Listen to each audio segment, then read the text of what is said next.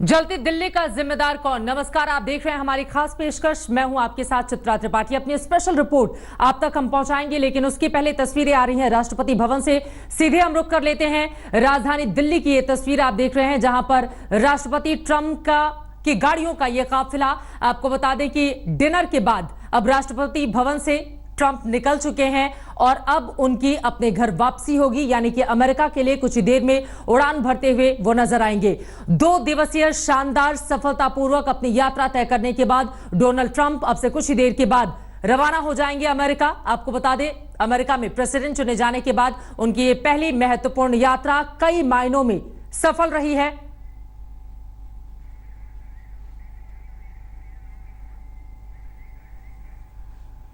तो ये तस्वीरें आप तक हम पहुंचाते रहेंगे। कुछ ही देर में उड़ान भरने वाले हैं राष्ट्रपति डोनाल्ड ट्रंप, लेकिन उसके पहले इस वक्त की बड़ी खबर आपको दे दें। ये खबर बेहद चिंता बढ़ाने वाली है। राजधानी दिल्ली में हिंसा में चुकी है। हेड कांस्टेबल समेत अब तक 13 लोगों की मौत की खबर है।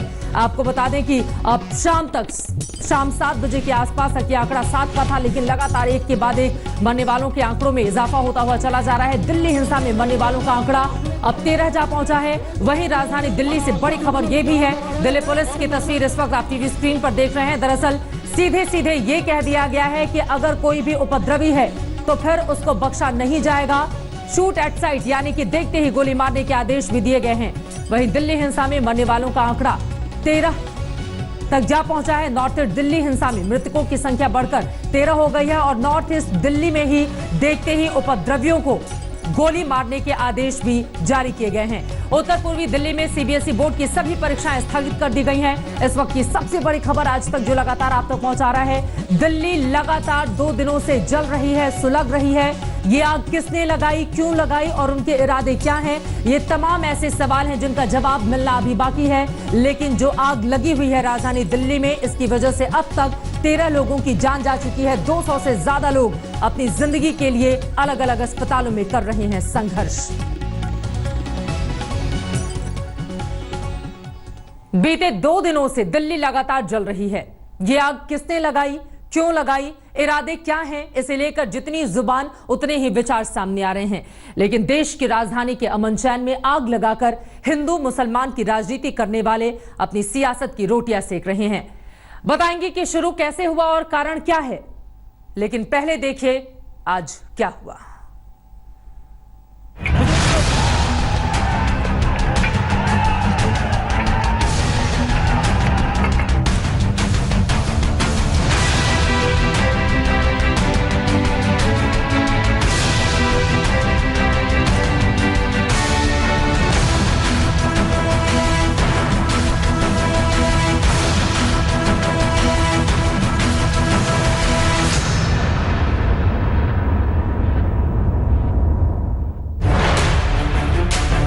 उत्तरी पूर्वी दिल्ली के मोहल्लों से उठता हुआ ये धुआं आसमान में तने हमारे गुमान को निगलता चला गया।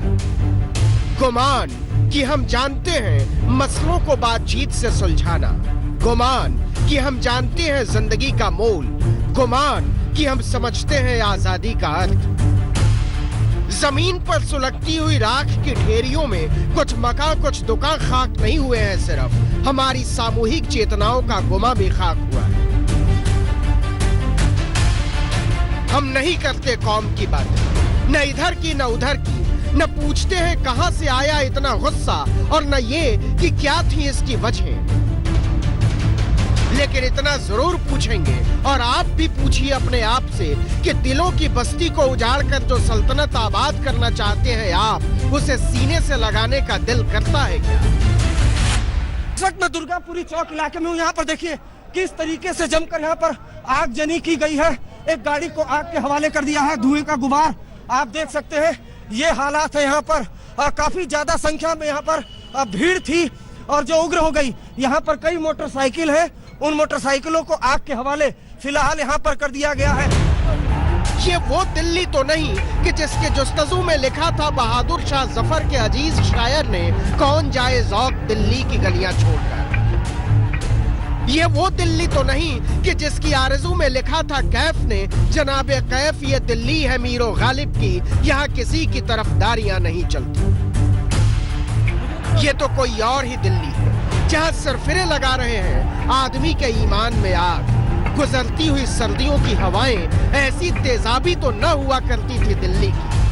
नहीं हुआ करते थे स्कूलों से लौटते हुए बच्चों के चेहरों पर दहशत के ऐसे तूफान पैबस्त। ये कौन सी दिल्ली है?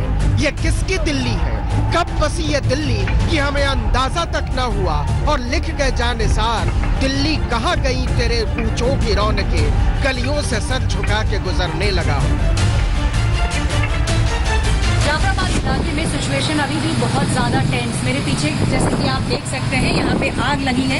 एक जो बहुत ज्यादा डरा देने वाली बात यहाँ के आसपास के लोगों के लिए है वो इस समय ये है कि ये जो आग जिस मार्केट में लगी है ये स्क्रैप मार्केट है और इसके बाजू में जैसे कि आप देख सकते हैं यहाँ पे एक पेट्रोल पंप है।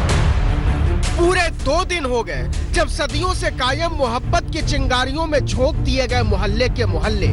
जिन सड़कों से औरतें जाया करती थी काम पर, वहाँ पत्थरों की गवाहियां हैं। जिन छज्जों से तका करते थे बच्चे अपने पिता को लौटते हुए, उनसे आग उठी है। जिन दुछत्तियों पर बैठते थे बुजुर्ग दुआओं की तस्वीर लेकर, उन पर मातमों का साया है।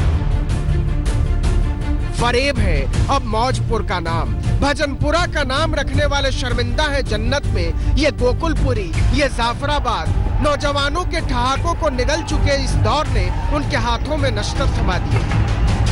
कागजों पर स्याही से अपना मुकद्दर लिखने वाले लुकवारियों से लिखते नजर आए अपने ही हाथों अपनी तबाहियां। बताओ लोगों, ये दिल्ली कब बसी, किसने बसाई, क्यों बसाई? जो स्थिति है वो काफ़ी तनावपूर्ण बनी हुई है। मैं मौजूद हूँ गोकुलपुर इलाके में, जहाँ पर ये पूरा का पूरा जो पुरानी गाड़ियों का टायर मार्केट है और ये पूरा टायर मार्केट है उसको आग के हवाले कर दिया गया है। यहाँ पर तकरीबन 4 फायर टेंडर्स की गाड़ियाँ जो है वो यहाँ पर पहुँची हुई हैं। लगातार उसको बुझाने की जो आग जो है वो बुझाने की कोशिशें जो हैं वो की जा रही है। हम नहीं पूछते कौम का नाम, किसी की वल्दियत, न पूछते हैं रिहाइश कहाँ, खान पान क्या, पहनावा क्या, लेकिन अपनी गलियों में खेलने वाले बच्चों की आंख में आंख डालकर इतना तो बता दो कि नफरत की शतरंज पर दहशत की चालें चलने वालों, ये हवा जो तुमने चलाई है इससे ईश्वर खुश हुआ होगा या अल्लाह? इसे आरती की थाल चमकी है या अजान में घुली है बरकत, टीकों की रंगत बदली है या टोपियों की, और नहीं बता सकते तो उन गलियों में एक बार फिर से मोहब्बतों के फूल लेकर निकलो और कह दो हम फिर से आबाद करते हैं मोहब्बतों के चौबारे, सियासतों के फरेब से हम तौबा करते हैं। आज तक आगजनी, लूट और हिंसा की इस कहानी में अगर किसी की भूमिका सबसे ज्यादा संदिग्ध है तो वो है दिल्ली पुलिस। मोहल्लों में, पेट्रोल पंपों पर, दुकानों में आग लगाई जा रही थी तो दिल्ली पुलिस को कोई फर्क नहीं पड़ रहा था। उसका दावा है कि वो पूरी तरह से वहां पर मुस्तैद थी, लेकिन तस्वीरों की गवाहियां इसे झूठ बता रही हैं। अब जाकर हुड़दंगियों को देखते ही गोली मारने के आदेश दिए गए हैं। देखिए, रात भर ये आग सुलगती रही, रात भर दहशतगर्द सड़कों पर नाचते रहे, रात भर लाख होता रहा कारोबार, रात भर जलाए जाते रहे मकान और रात भर सोती रही दिल्ली पुलिस। रात भर मौज में रहे अफसर, रात भर चैन से चादर तानकर बैठी रही कोतवालियां। गोकुलपुरी के टायर बाजार को दूर से देखकर ऐसा लग रहा था जैसे हमलावर पेट्रोल की बारिश करके गए।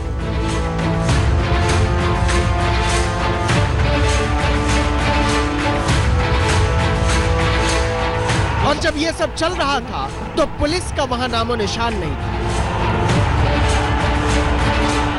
दिल्ली पुलिस के लिए ये तमाशा था, शुद्ध तमाशा। दहशतगर्द तबाही का नृत्य कर रहे थे और दिल्ली पुलिस की पलटन दूर से बैठकर इसकी लपटों का आनंद लूट रही थी।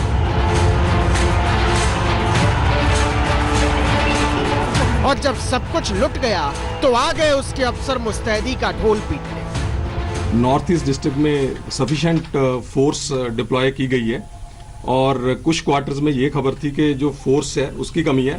इसको बिल्कुल हम खंडन करते हैं, डिनाई करते हैं। सफिशिएंट फोर्स डिप्लॉय की गई है। उसके अलावा एमएचए से जो एडिशनल फोर्स भी हमें मिली है उसको भी डिप्लॉय कर रहे हैं। दावा है कि 37 कंपनियां उत्तर पूर्वी दिल्ली में तैनात की गई है। लेकिन जब दुकानें लूटी जा रही थी, मकान जलाए जा रहे थे, लोगों को घसीटा जा रहा था, गोलियां मारी जा रही थी, तो 37 पुलिस वाले भी नजर नहीं आ रहे थे। बिल्कुल सही कह रहे हैं। जो कुछ दिल्ली में वायलेंस कल हुआ और अभी हो रहा है, ये स्टेट स्पॉन्सर्ड वायलेंस है।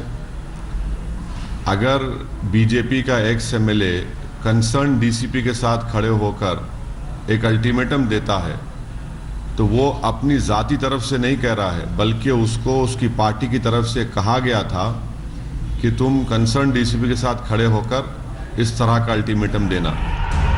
सब कुछ होने दिया गया। आग लगाने वाले, पत्थर चलाने वाले, दुकान लूटने वाले, गोलियां चलाने वाले, सब छुट्टा घूम रहे थे और दिल्ली पुलिस सियासत की पैंतरेबाजियों का मजा लूट रही थी। आज भी कुछ इंसिडेंट्स हुए हैं जिसको हमने रिस्पॉन्ड करके उस पर एक्शन लिया है, लेकिन मैं तमाम दिल्ली वासियों से, खासकर नॉर्थ ईस्ट में जो भी हमारे भाई हैं, उनसे मैं अपील करना चाहूंगा कि कानून को अपने हाथ में ना लें। झूठ बोल रही थी दिल्ली पुलिस। जब डीसी साहब दिल्ली को यह बता रहे थे, तब भी हालात काबू में नहीं थे। और जो हैरानी की बात है वो ये कि पुलिस को इसकी हवा तक नहीं थी। ये देखिए इसका सबूत। इस वक्त मैं दुर्गापुरी इलाके में हूँ और यहाँ पर देखिए तो जमकर यहाँ पर तोड़फोड़ हुई है और दिल्ली पुलिस की टीम है वो उपद्रवियों को दौड़ा रही है। तो ये हालत है यहाँ पर। कुछ दुकानों में लोग तोड़फोड़ कर रहे थे, उसके बाद दिल्ली पुलिस को जानकारी मिली तो दिल्ली पुलिस की टीम यहाँ पर उपद्रवियों को खदेड़ने के लिए निकली है और उपद्रवी भाग रहे हैं सामने की तरफ। नागरिकता कानून के समर्थन और विरोध के नाम पर हिंसा, आगजनी और लूट का ये सिलसिला न तो दिल्ली पुलिस के काबू में है और न ही देश की सरकार के काबू में। गृह मंत्री अमित शाह ने आनन फानन में इसे रोकने के लिए बैठक जरूर बुलाई, लेकिन इससे हालात नहीं सुधरे। सबने एक स्वर से इसको कंडेम किया और हम लोग इसको समाप्त करने के लिए अपने अपने प्रयास में हम अपनी भारतीय जनता पार्टी के सभी लोगों को मैंने अभी बुलाया है। हम उनसे सबसे बात करें कि सब लोग अपनी ग्राउंड की स्थिति को सामान्य करने में भूमिका अदा करें। दिन भर दुकानें लूटी जाती रही, दिन भर सिरफिरे गश्त लगाते रहे और दिन भर अफवाहें फैलाई जाती रही। देश की राजधानी में पिछले 3 दिन से न कानून का कोई मतलब है, न सरकार का और न ही किसी व्यवस्था का। अनावश्यक रोडों पर नहीं आए, देखते ही गोली मारने के आदेश है। आप लोग घरों में रहे, रोड पे आके अनावश्यक रूप से बचाव न करें और मजबूरी इकट्ठा नहीं करें। आज तक दिल्ली पुलिस के दावे के फौरन बाद ही उसके दावों में हुड़दंगियों ने आग लगा दी। पुलिस के सामने ही आग भी लगाई जा रही थी और पत्थर भी चलाए जा रहे थे। और ये उस दिन हो रहा था जिस दिन अमेरिकी राष्ट्रपति डोनाल्ड ट्रंप की पत्नी मेलानिया दिल्ली के एक स्कूल में हैप्पीनेस क्लास के सबक सीख रही थी। ये मंगलवार शाम 6:45 बजे की तस्वीर है। इस आग के लगाए जाने के मात्र आधे घंटे पहले दिल्ली पुलिस ने दावा किया था कि पुलिस चप्पे चप्पे पर मुस्तैद है और हुड़दंगियों पर पूरी तरह से काबू कर चुकी है। जाहिर है ये बात सच नहीं थी। ये हालात शाम के 7 बजे के। सब कुछ खुलेआम हो रहा था और इसके पहले दिन भर भजनपुरा से लेकर मौजपुर तक लूटपाट होती रही थी। भीड़ आती, दुकानों के शटर तोड़ती, सामानों को लूटकर घर ले जाती और इसके बाद उनमें आग लगा देती। घंटों घंटों और पूरे इत्मीनान से यह सिलसिला चला। जहाँ से भी कोई इंसिडेंट की कॉल आ रही है वहाँ पे अप्रोप्रिएट लीगल एक्शन भी लिया जा रहा है और फोर्स यूज़ की जा रही है। टीयर गैस यूज़ होता है या माइल्ड लाठीचार्ज, जिस चीज़ की भी रिक्वायरमेंट है वाटर कैनन की, हम यूज़ करके उनको डिस्पर्स भी कर रहे हैं और जो वायलेंस करने की कोशिश कर रहा है उसको डिटेन भी करने की कोशिश कर रहे हैं। उपद्रवियों ने इंसानियत के किसी भी निशान को साबुत नहीं बचने दिया। दूध के टैंकर तक को नहीं, न सब्जियों की दुकानों को, न फलों के रेहड़ियों को, न ठेलों रिक्शों को और न डिस्पेंसरी, क्रेच और स्कूलों को। कहीं से कोई शोर उठता और फिर भड़क उठते शोले। 2 दिन बाद अचानक दिल्ली पुलिस के कमिश्नर की नींद खुलती है। उन्हें लगता है कि कानून व्यवस्था जलकर पूरी तरह से खाक हो चुकी है, तो वो सामने आते हैं और कहते हैं कि किसी को डरने की जरूरत नहीं है, पुलिस तैनात है। नॉर्थ ईस्ट डिस्ट्रिक्ट जहाँ पर ये प्रॉब्लम्स चल रहा है वहाँ पर सफिशिएंट फोर्स डिप्लॉय किया गया है। दिल्ली पुलिस के साथ दिल्ली आर्म्ड पुलिस तथा सेंट्रल पैरामिलिट्री फोर्सेस भी डिप्लॉयड है। सीनियर अफसरान एक्स्ट्रा भेजे गए हैं जो इलाके में फोर्स के साथ एरिया विजिबिलिटी और डोमिनेशन वगैरह कर रहे हैं। तो कुछ अंदर की गलियों से कुछ इंसिडेंट ज़रूर रिपोर्ट हो रहे हैं, उसको पुलिस रिस्पॉन्ड करके कंट्रोल कर रहा है। सब कुछ बर्बाद हो जाने के बाद होश में आई दिल्ली पुलिस के हाथ में करने के लिए बस यही बचा था, लेकिन तब तक बहुत देर हो चुकी थी। लूटी जा चुकी दुकानों और जलाए जा चुके मकानों की गलियां खुद ही दहशत के बाद सन्नाटे में डूब चुकी थी। दहशतगर्द अपने मकसद में कामयाब हो चुके थे। इसके बाद हुड़दंगियों को देखते ही गोली मारने के आदेश दिए गए। जाफराबाद में सीएए के विरोध में बैठे प्रदर्शनकारियों को पुलिस ने उठा दिया। उत्तर पूर्वी दिल्ली के सारे स्कूल 2 दिन से बंद हैं। स्कूलों की घरेलू परीक्षाएं तक रद्द हैं और किसी को नहीं पता कि आगे क्या क्या होने वाला है। इन गलियों में जिंदा दिली की सारी निशानियां जलाई जा चुकी हैं और जो बचा है उसमें उम्मीदों और भरोसे के साए खोजे नहीं मिलते। आज तक दिल्ली पुलिस हर मोर्चे पर फेल साबित हुई है। विपक्ष का आरोप है कि उसने कपिल मिश्रा पर समय रहते कार्रवाई की होती तो हालात इतने बुरे ना होते। कपिल मिश्रा ने दिल्ली पुलिस के अफसरों के सामने ही भड़काऊ भाषण दिया था, उसी के बाद हालात बेकाबू होते चले गए। जरा देखिए कपिल मिश्रा का इतिहास और बीजेपी में उनकी मजबूरियां। सीसीपी साहब हमारे सामने खड़े हैं। मैं आप सबके बिहाफ पे ये बात कह रहा हूँ, ट्रंप के जाने तक तो हम शांति से जा रहे हैं, लेकिन उसके बाद हम आपकी भी नहीं सुनेंगे अगर रास्ते खाली नहीं हुए तो। 39 साल के कपिल मिश्रा ने दिल्ली पुलिस के सामने ही भाईचारे की भावनाओं को चौराहे पर टांग दिया था। उनके नफरती इरादों को सहलाने वाले बीजेपी के तमाम मंत्री और सांसद उनकी भाषा के सामने छोटे पड़ चुके थे। दिल्ली में आग लगी रहे, ये यही चाहते हैं, इसीलिए इन्होंने रास्ते बंद किए, इसीलिए दंगे जैसा माहौल बना रहे हैं। और आखिरकार वही हुआ जो बीजेपी के नेताजी चाहते थे।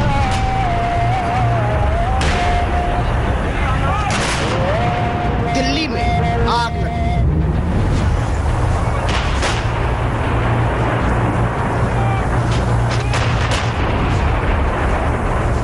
आम आदमी पार्टी से निकाले जाने के बाद अरविंद केजरीवाल को सत्ता से हटाने का सपना देख रहे कपिल मिश्रा ने चुनाव के दौरान ही दिल्ली को आग में झोंकने की पूरी कोशिश की थी। सिसोदिया जी ने ये कहा कि वो शाहीन बाग के साथ खड़े हैं, इसका मतलब आप ये पॉलिटिकल मूवमेंट चलवा रहे हैं, इसका मतलब आप एक मुस्लिम वोट बैंक की गंदी राजनीति करना चाहते हैं। और मैं बिल्कुल कायम हूं, अगर आप छोटे छोटे पाकिस्तान बनाओगे तो एक बहुत बड़ा हिंदुस्तान जरूर खड़ा होगा इसके जवाब में। मॉडल टाउन की जनता ने कपिल मिश्रा के खूंखार इरादों पर लोकतंत्र का झाड़ू फेरकर जता दिया था कि वो उनके नफरती इरादों को अपना मुकद्दर बनाने को तैयार नहीं है।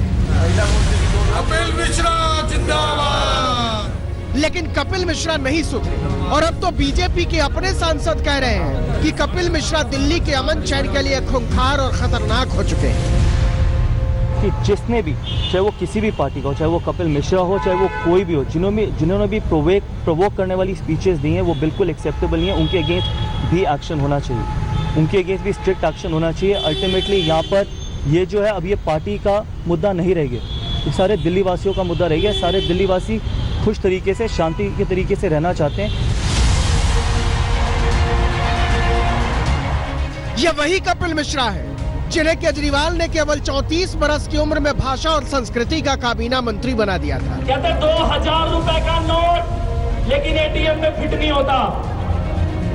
कह रहे नोट का साइज छोटा है, नोट के साइज में प्रॉब्लम है। मैंने कहा नोट के साइज में प्रॉब्लम नहीं है, ये मोदी जी के दिमाग के साइज में प्रॉब्लम है। दिल्ली जल बोर्ड सौंप दिया था। ये वही कपिल मिश्रा है जिन्होंने दिल्ली विधानसभा में प्रधानमंत्री नरेंद्र मोदी के लिए एक से एक उद्गार जाहिर किए थे। आईएसआई के नागों को भी दूध पिलाते हैं मोदी, आईएसआई के नागों को भी, आईएसआई के नागों को भी दूध पिलाते हैं मोदी, और मेहमानों जैसी बिरयानी और मटन खिलाते हैं मोदी। ऐसे कपिल मिश्रा अब बीजेपी के दुलारे हैं, अमित शाह को प्यारे हैं और प्रधानमंत्री नरेंद्र मोदी पर वारे हैं। बहुत ही भावुक और इमोशनल पल है ये मेरे लिए। मई 2017 में कपिल मिश्रा के तेवरों ने अरविंद केजरीवाल की नींद उड़ा दी थी। उन्होंने मुख्यमंत्री पर न केवल 2 करोड़ रुपए रिश्वत लेने का आरोप लगाया था, बल्कि एसीबी में बाकायदा शिकायत भी दर्ज करवाई थी और कहा था कि केजरीवाल का लाई डिटेक्टर टेस्ट होना चाहिए। कहा जाता है कि ऐसा वो बीजेपी की शह पर कर रहे थे क्योंकि उसे उम्मीद थी मिश्रा जी के पास आम आदमी पार्टी को तोड़ने की ताकत है, लेकिन उनके इरादे धरे के धरे रह गए और बीजेपी में पैर जमाने की कोशिश ने उन्हें पहले वाचाल बनाया, फिर नफरती और उसके बाद भाईचारे के लिए खतरनाक। ट्रंप के जाने तक आप जाफराबाद और चांदबाग खाली करवा लीजिए, ऐसी आपसे विनती कर रहे हैं। उसके बाद हमें रोड पे आना पड़ेगा। कपिल मिश्रा देश के चुनावी लोकतंत्र के लिए इतने खतरनाक माने जा चुके हैं कि चुनाव आयोग ने उनके प्रचार करने पर 72 घंटे की पाबंदी लगा दी थी। लेकिन वो चुनाव हार कर भी इंसानियत और लोकतंत्र के उसूलों से अपनी नफरत को किनारे न रख सका। अगर 23 फरवरी को ही कपिल मिश्रा को दिल्ली पुलिस ने 2 समुदायों में बैर भड़काने पर कार्रवाई की होती तो हालात कुछ अलग हो सकते थे। आज तक कपिल मिश्रा के भाषण के दूसरे ही दिन नागरिकता कानून के समर्थक और विरोधी मौजपुर में एक दूसरे के सामने भिड़ गए थे। पत्थर चलने लगते हैं और एक सिरफिरा पिस्तौल लेकर सामने आ जाता है, ताबड़तोड़ गोलियां बरसाने लगता है और फिर सियासत के पैतरेबाज इस टकराव को हिंदू बनाम मुसलमान में बदल देते हैं।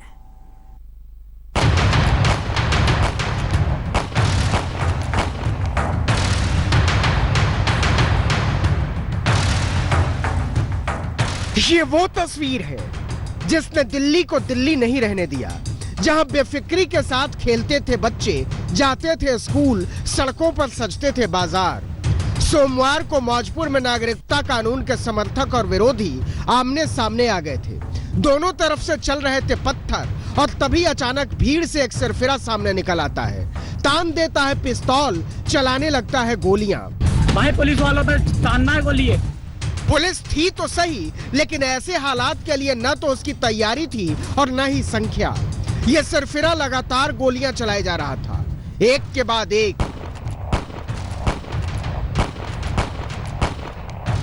पूरे 8 गोलियां आसमान में गूंज उठी थी। इस पर दोनों तरफ के लोग तैश में आ गए। माहौल पूरी तरह से बदल चुका था। प्रदर्शनकारियों की आंखों में एक दूसरे के लिए खून उतर आया था और नागरिकता कानून के समर्थन और विरोध का एक संवैधानिक अधिकार देखते ही देखते हिंदू बनाम मुसलमान में बदला जा चुका था। इसके बाद तो स्थिति संभाले नहीं संभली। जिसकी तरफ जो भारी था वो कमजोर लोगों को निशाना बनाने लगा, उन्हें लूटने लगा, पीटने लगा, जलाने लगा। और इस आगजनी में न बाजार बचे, न पेट्रोल पंप, न लोग बचे, न ही औरतें और न ही बच्चे। एक दूसरे के लिए आंखों में उतरी हुई नफरत ने सबके हाथों में पत्थर, माचिस और पेट्रोल की शीशियां थमा दी थी। सबसे पहले एक हेड कांस्टेबल के शहीद होने की खबर आई, फिर डीसीपी के घायल होने की और इसके बाद तो आदमी की लाशें गिनती में तब्दील होकर रह गई। 1, 2, 4, 5, 8, 10 यह गिनती अभी भी जारी है। दिल्ली के मुख्यमंत्री राजघाट जाकर बैठ गए किसी चमत्कार की उम्मीद में। काफ़ी जान माल का नुकसान हुआ है, लोगों के घर जल गए हैं, दुकानें जल गई हैं। ना इस तरफ वालों को कोई फ़ायदा, ना उस तरफ वालों को कोई फ़ायदा। और अगर हिंसा बढ़ेगी तो सब लोगों का नुकसान है। देश के मन में यह सवाल है, जलती दिल्ली के लिए कौन है जिम्मेदार? दिल्ली में हिंसा की वो आग फैली जिसमें सबके घर झुलसने लगे। दिल्ली में हिंसा का वो पत्थर चला जिसमें पुलिस के एक हेड कांस्टेबल की जान चली गई। दिल्ली में हिंसा को काबू करने में अपने प्राणों की आहुति देने वाले हेड कांस्टेबल रतनलाल को आज अंतिम विदाई दी गई।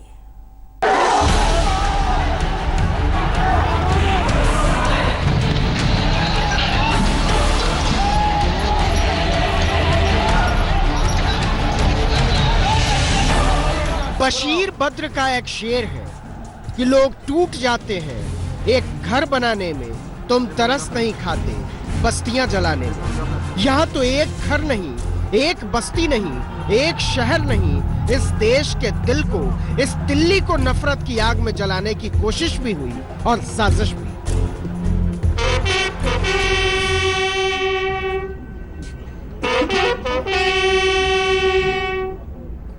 सिर पर सवार उन्माद के पत्थरों ने एक जोशीले सिपाही को मौत के घाट उतार दिया।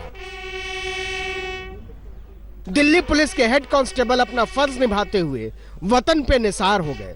उनकी शहादत उस चिंगारी से निकली जिसने देखते ही देखते दिल्ली के एक हिस्से में आग लगा दी। ये हमारे लिए बहुत बड़ी नुकसान है, लेकिन ये ड्यूटी के दौरान रतनलाल जी का हुआ है, तो देश के लिए ये उनका बलिदान है। और उस हिसाब से देखें तो दिल्ली पुलिस को उनके इस कुर्बानी पे गर्व है, और हम अपने तरफ से इस स्थिति में दिल्ली पुलिस की तरफ से पूरे संतप्त परिवार के साथ हम साथ हैं। क्या अपने एक जवान की शहादत की कीमत पर दिल्ली शांति का पाठ पढ़ेगी? सोमवार को दिल्ली मानो अपनी सभ्यता, अपने संस्कार, अपनी परंपरा सब कुछ भूल गई। सरेआम सड़कों पर गोलियां चलाने वाले घूमने लगे। पेट्रोल पंप पे आग लगा दी गई। वाहनों में, दुकानों में, मकानों में आग लगा दी गई। नागरिकता कानून पर विरोध और समर्थन की चक्की में दिल्ली पिस गई। नफरत के पत्थरों ने दिल्ली के विश्वास को तोड़ना शुरू किया, और उसका भयंकर अंजाम तब सामने आया जब उस हिंसा और आगजनी से दिल्ली को बचाने के लिए हेड कांस्टेबल रतन लाल आगे आए तो बदले में मौत मिली। लाल अमर रहे।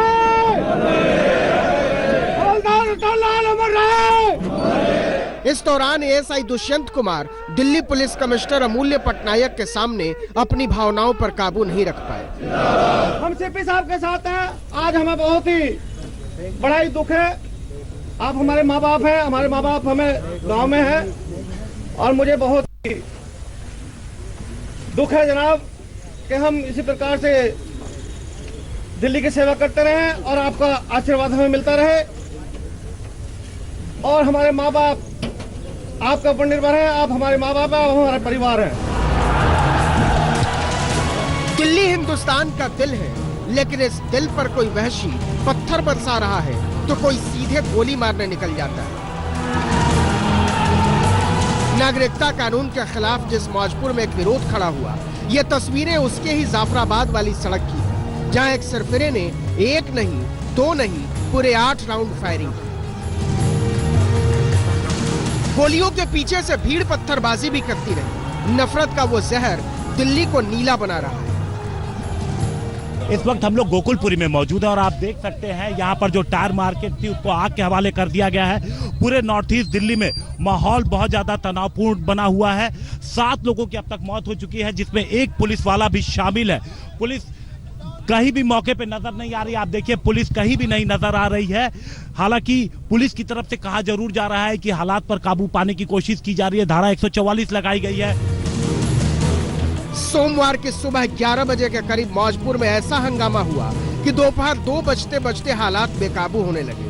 तब पुलिस को एक्शन लेना पड़ा, लेकिन उपद्रवियों का उत्पाद इस कदर बढ़ चुका था कि एक हेड कांस्टेबल रतन लाल को अपनी जान गंवानी पड़ी, तो कई पुलिस वाले घायल हो गए। उनमें शाहदरा क्षेत्र के डीसीपी अमित शर्मा भी शामिल हैं, जिन्हें अस्पताल में भर्ती कराया गया। 56 पुलिस पर्सनल्स को चोटें आई। अनफॉर्चुनेटली हमने एक साथी अपना हेड कांस्टेबल रतन लाल, जैसे आप सब जानते हैं, उसको खो दिया। इसके अलावा 2 आईपीएस ऑफिसर्स हैं, उनको चोट आई। मौजपुर से चांदबाग और गोकलपुरी से लेकर खजुरी खास तक कुछ लोगों का हिंसक उत्पात दिल्ली पर भारी पड़ गया, लेकिन ऐसे उत्पातियों से निपटना दिल्ली जानती है। आज तक ब्यूरो। नागरिकता कानून का विरोध और समर्थन जब टकराने लगा तो उस टक्कर की नफरत की ऐसी चिंगारी निकली जो दिल्ली को जला रही है। जाफराबाद मेट्रो स्टेशन के पास दोनों गुटों की भिड़ंत और उस पर से नेताओं के भड़काऊ बयान ने दिल्ली की सूरत खराब कर दी।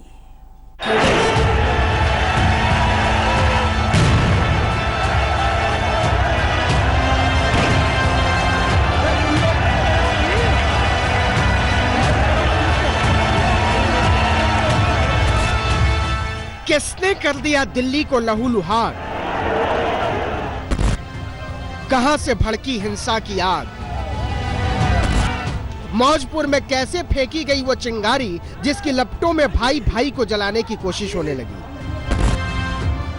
ये सब कुछ हुआ नागरिकता कानून के विरोध के नाम पर।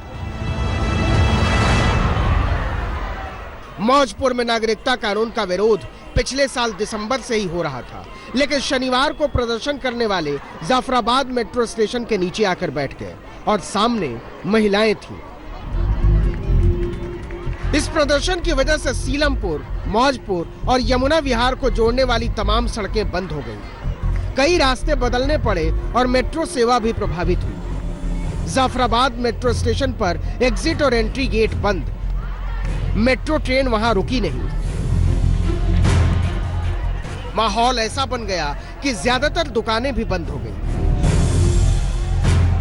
जाफराबाद मेट्रो स्टेशन के नीचे नागरिकता कानून के खिलाफ विरोध प्रदर्शन चल ही रहा था कि वहां से 1 किलोमीटर की दूरी पर सीए के समर्थक भी आ धमके।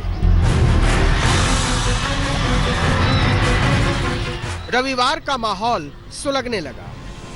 यहाँ पे सीए और इस काले कानून के लिए बैठे हुए हैं क्योंकि हमारा देश एक सेकुलर कंट्री है। यहाँ धर्म के आधार पे कोई कानून नहीं बनाया जाता और हमारे देश में नागरिकता पहले भी दी जा चुकी है।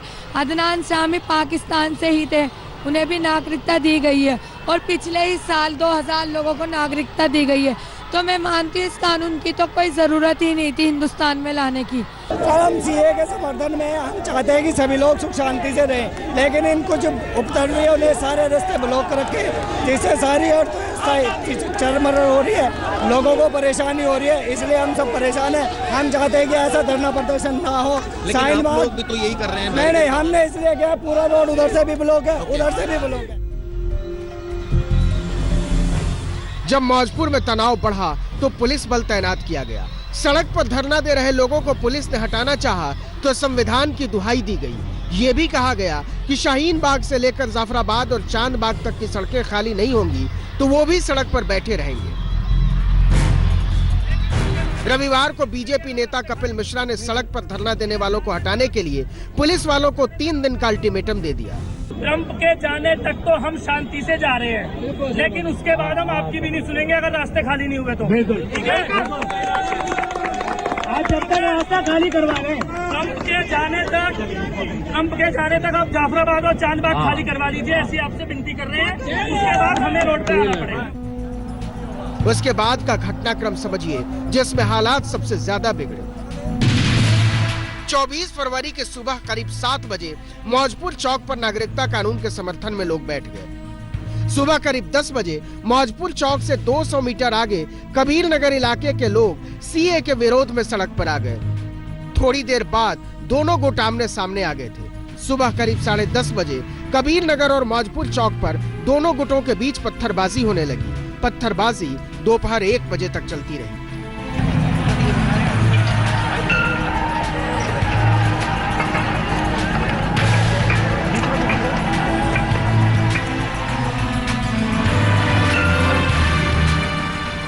इसके बाद नफरत के सौदागरों ने दोनों तरफ से दिल्ली को जलाने की कोशिशें तेज कर दी। इसमें एक पुलिस कांस्टेबल की मौत हो गई तो एक डीसीपी घायल हो गए। अब पुलिस कह रही है कि हिंसा भरे हालात पर काबू पा लिया गया है। सफिशिएंट फोर्स डिप्लॉय की गई है। उसके अलावा एमएचए से जो एडिशनल फोर्स भी हमें मिली है उसको भी डिप्लॉय कर रहे हैं। ड्रोन्स की भी हम हेल्प ले रहे हैं। ड्रोन से भी हम निगरानी कर रहे हैं। आपने देखा होगा कि जो पत्थरबाजी की है, काफी लोगों ने छतों से पत्थरबाजी की है, अपने घर की छत से की है, उस पर भी हमने नजर रखी हुई है। सीसीटीवी से हम इनकी रिकॉर्डिंग भी चेक कर रहे हैं। पूरी दिल्ली यही दुआ कर रही है कि हालात जल्दी पटरी पर आ जाए। आज तक ब्यूरो।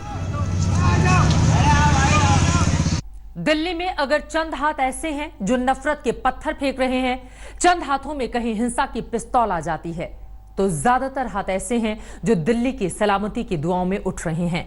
हिंसा के बीच ऐसे लोग भी सामने आ गए जो अपने घरों को, बस्तियों को, मोहल्लों को बचाने के लिए सर्वधर्म संभाव के नारे लगा रहे हैं। इस भाईचारे की आज दिल्ली को सख्त जरूरत है। यही तो दिल्ली की पहचान रही है कि जाति और धर्म के संकीर्ण दायरे यहाँ टूट जाते हैं। यहाँ इंसान सिर्फ इंसान होता है। एक दिल्ली वाला, एक विशुद्ध हिंदुस्तान। इसीलिए ये प्यार और भाईचारे वाली दिल्ली उस हिंसा को मानने को तैयार नहीं जो दिल्ली को झुलसा रही है। इसीलिए इस दिल्ली के लोग सड़कों पर निकल आए अपने लोगों को बचाने, अपने भाईचारे को बचाने, अपने विश्वास को बचाने। हम अपनी कॉलोनी का माहौल, हम सब एक है, हम सब एक है, हम सब एक है। हिंदू मुस्लिम एकता जिंदाबाद, हिंदू मुस्लिम एकता जिंदाबाद, हिंदू मुस्लिम एकता जिंदाबाद। हम अपनी कॉलोनी का माहौल, हम अपनी कॉलोनी का माहौल। दिल्ली की यही पहचान रही है कि देश के दूसरे किसी हिस्से में अगर कभी हिंसा का तांडव हुआ तो दिल्ली उसके खिलाफ खड़ी होती रही। आज भी दिल्ली का दिल यही कह रहा है कि अपनों से लड़कर जिएंगे कैसे। आज के लिए मैं यही कहूंगा कि जहां भी हिंसा फैल रही है, हमको हिंसा को बढ़ावा नहीं देना है। जो भी करना है हमको शांति से, जैसे अपने लोकतंत्र ने हमको बोला है शांति के, जैसे हमारे जो भी विरोध करना है शांति से करना है। अगर लोगों का जिनका दिमाग काम नहीं कर रहा था, दिमाग से बिल्कुल खराब लोग हैं। दरअसल में क्या है कि देखिए, एजिटेशन अपनी जगह है और भाईचारा भी रहेगा हमारा। इसको तोड़ना, इसको खराब करना, दिल्ली में आग लगा दी पूरे में, गलत है। हम लोग चाहते हैं कि बिल्कुल शांति से लोग रहें, मोहब्बत के साथ हम लोग रहते हैं, उसी तरह से रहें। क्योंकि हमारे देश से पूरी दुनिया में ये पैगाम जाना चाहिए कि हिंदुस्तान में हिंदू, मुस्लिम, सिख, ईसाई सब भाई भाई मिलकर रहते हैं और शांति से बढ़कर कोई चीज नहीं है। पुलिस का भी कहना है कि वो शांति बहाल करने की कोशिश कर रही है। राजनेता भी कह रहे हैं कि ओम शांति ओम। लोग भी चाह रहे हैं कि अमन की यमुना ही दिल्ली में बहती रहे। तो यकीन मानिए, दिल्ली का विश्वास हारेगा नहीं। आज तक ब्यूरो। नमस्कार, मैं हूं अंजना ओम कश्यप। हमें उम्मीद है ये वीडियो आपको पसंद आया होगा। लेटेस्ट खबरों के लिए यूं ही देखते रहिए आज तक, और इस वीडियो के पसंद आने पर लाइक, शेयर एंड सब्सक्राइब करना ना भूलें।